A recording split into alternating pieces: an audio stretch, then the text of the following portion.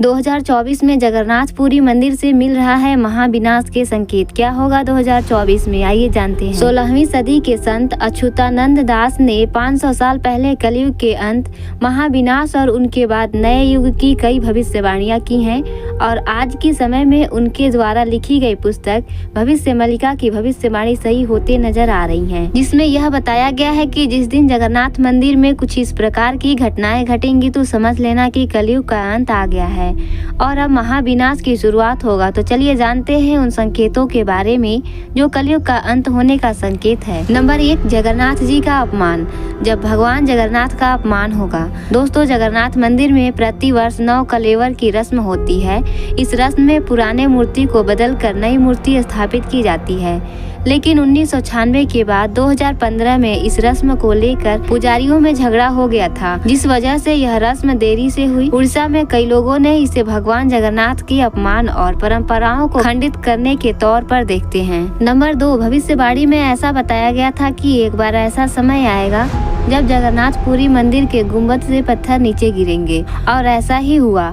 वर्ष 1842 से लेकर अब तक लगभग 15 से 16 बार जगन्नाथपुरी से पत्थर गिरने की घटना हो चुकी है। नंबर 3, ऐसा बताया गया था कि उड़ीसा में चक्रवाती तूफान से जगन्नाथ मंदिर का कल्प वृक्ष यानी बरगद का पवित्र पेड़ गिर जाएगा और इसके बाद दुनिया भर में लाखों लोग मरने लगेंगे और ऐसा ही हुआ। उड़ीसा में 2019 में फानी नाम का एक तूफान आया था जिसमें यह बरगद का पेड़ गिर गया था और इसके बाद 2019 के अंत में ही कोरोना महामारी का प्रकोप प्रारंभ हुआ था और इसी समय से लोगों के मरने का सिलसिला भी प्रारंभ हो गया। नंबर 4, यह भी बताया गया था कि जगन्नाथ मंदिर का झंडा कई बार गिरेगा और एक बार चक्रवाती तूफान के कारण झंडा समुद्र में जा गिरेगा और ऐसा ही हुआ। मई 2019 में चक्रवाती तूफान फानी के कारण यह घटना घट चुकी है। इसके बाद मई 2020 में भी यह घटना घट चुकी है। नंबर 5, नील चक्र का टेढ़ा होना। जगन्नाथ मंदिर का नील चक्र यानी सुदर्शन चक्र तूफान से टेढ़ा हो जाएगा और ऐसा ही हुआ। मई 2019 में समुद्र तूफान फानी के कारण यह विशालकाय चक्र टेढ़ा हो गया था। नंबर 6, ध्वज का जलना। ऐसा बताया गया था कि जगन्नाथपुरी मंदिर के ध्वज में आग लग जाएगी।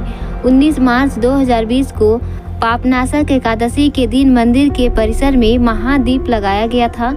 अचानक हवा चलने से ध्वज उड़ महादीप के पास चला गया और उसमें आग लग गई। उस समय इससे बहुत बड़ा अनिष्ट माना गया था। नंबर 7, इसके बाद ही भारत में दूसरी लहर का ऐसा मंजर देखा गया जिसने तबाही मचा दी थी। चारों तरफ चिताएं जल रही थी। इसके 5 दिन बाद देश में पहला लॉकडाउन लगा था। नंबर 8, मंदिर के शिखर पर और एकादशम स्तंभ पर गिद्ध बैठेगा। कहा जाता है कि जगन्नाथ मंदिर के शिखर के आसपास कभी भी किसी पक्षी को उड़ता नहीं देखा गया था और न ही इसके आसपास कोई एरोप्लेन या हेलीकॉप्टर उड़ाया जाता है। लेकिन मंदिर के ऊपर जुलाई 2020 और इसके बाद दिसंबर 2021 में गिद्ध, चील और बाज दिखाई दिए। मंदिर के शिखर, ध्वज, एकादशम स्तंभ और नील चक्र पर ये पक्षी बैठे हुए दिखाई दिए थे। नंबर 9, ऐसा बताया गया था कि जगन्नाथ मंदिर में बार बार रक्तपात होगा यानी कि खून के धब्बे मिलेंगे। यह घटना भी घट चुकी है।